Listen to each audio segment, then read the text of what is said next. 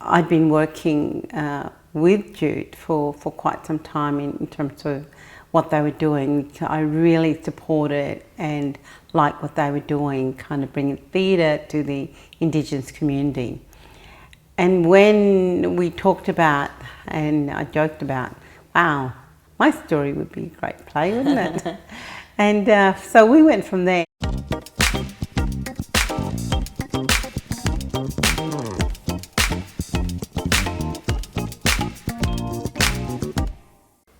It's all about JUTE, celebrating 30 years of incredible theatre in Far North Queensland and beyond. It's my great pleasure to introduce you to an amazing woman whose story became a play for JUTE, an amazing play.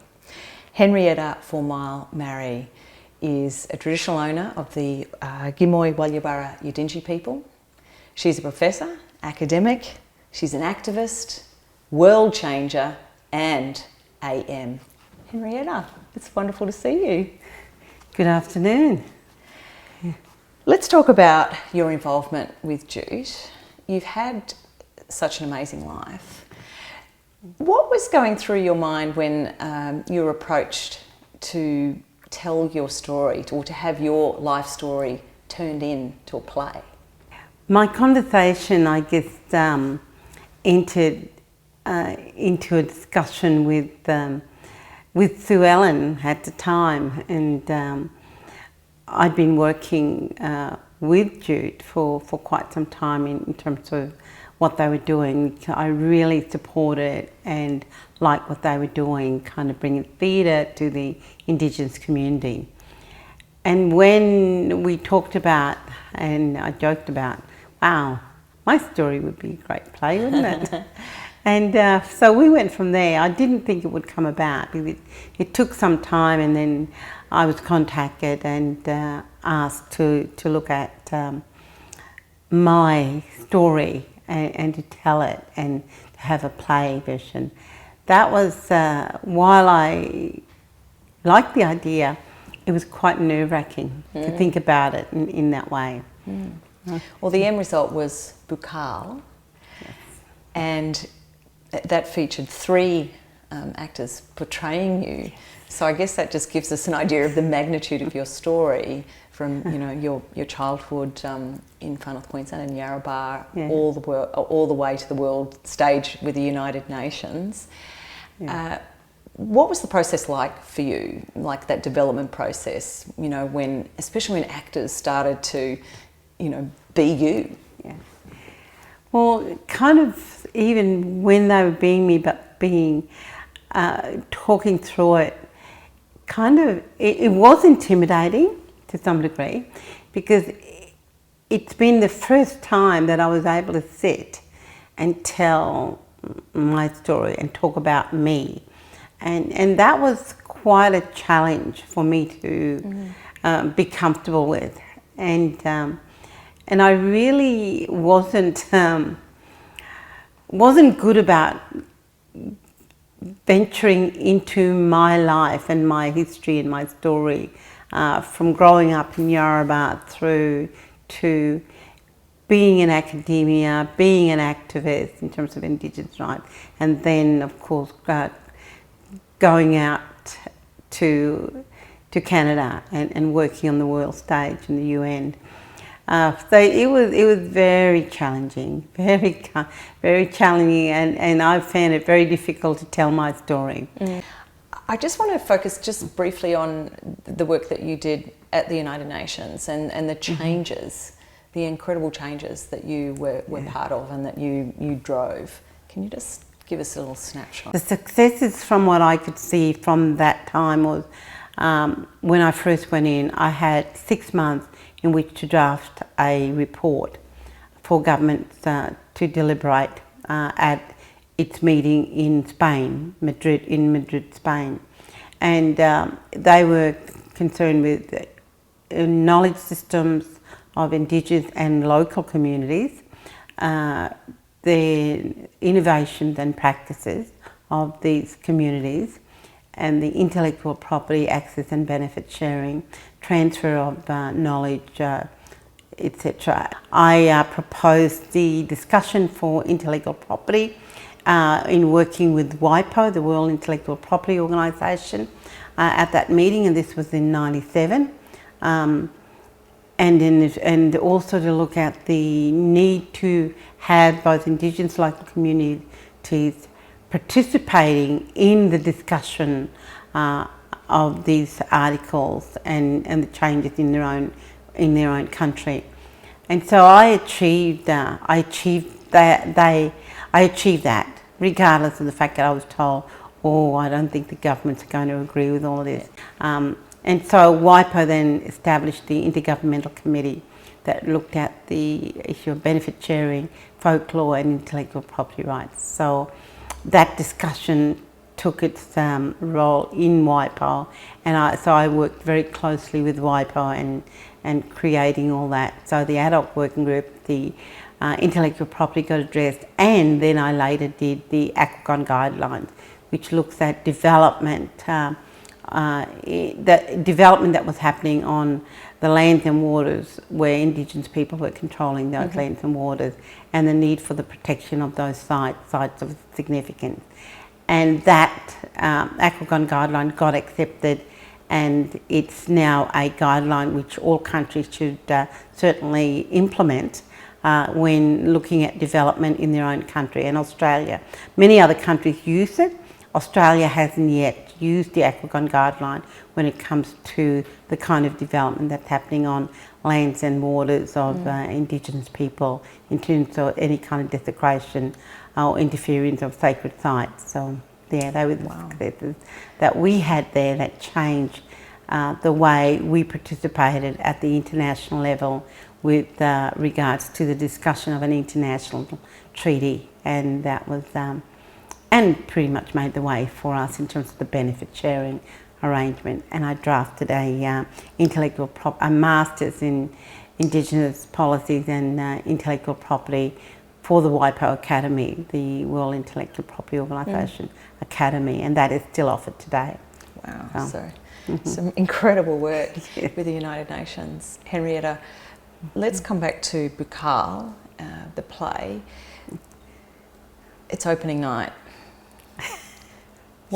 How are you feeling, knowing that everyone there was just going to have this insight into your life, and you're sitting in the audience? That was quite scary. That was quite scary, because suddenly now it's there, it's here, and everyone was going to be in the room, including me. That was a scary night for me, but I honestly didn't know how it was going to all play out, given that it's 3 actors. Yeah, I was so overwhelmed with the play, with the actors, with everyone who was involved in it, from the stage that was set up to how things were going about it, including the input from Carl at the very beginning, that whole cultural influence. That really touched me. It really did. It touched me a lot. I was very teary, you know, as we're going through. So yeah, I was laughing, I was crying, I was excited about it. And I think I went more than once, more than twice. I was there just about every night when it was on. But it's overwhelming, and to see part of my life on stage was certainly great for me, but very challenging for me too, to having to live with that, and everybody knows everything about me. And what was the response from your family, from your community? My family were very touched by the whole thing. They were in tears too, and they loved that, because for the first time, because I don't even talk about everything even with my own family, so for them to see it and to see what I have done just in that very short snippet of what I achieved, it was again for them the first time they'd probably heard of a lot of the things that I've done. And so yeah, it was a great insight into me and into myself and what I have achieved over the years. But everything that I did was pretty much for my people. It wasn't about me. It was about how do we get others into the space. So, you know, from working in the UN to knocking on the doors of the museums and to really bringing out the empowering of our own people and particularly my family. And they were pretty much overwhelmed and in tears, but they also said it was probably about time that people knew who I was and what I had done. And so they were quite proud of it. They were very proud of me and very proud of the play and supported it totally. And what was it about JUTE, being involved with JUTE, Henrietta, that made you, or allowed you to trust them, I suppose, with, you know, to trust these creatives with telling your story? I saw what they were doing. They were really trying to bring theatre into Indigenous community. So the interaction then of Indigenous communities playing a major part or telling their story in a different way in JUTE and allowing that to happen was a very brave move for JUTE to enter that, because no one else, from my knowledge in the North, had actually done that. So here was an opportunity for Indigenous people to participate in theatre and tell their story or talk about the funny things that had happened, you know, because we like to tell story, we like to have comedy, we love music, with the acoustic guitar. So here was JUTE doing that, and so I trusted them and the people who worked with them.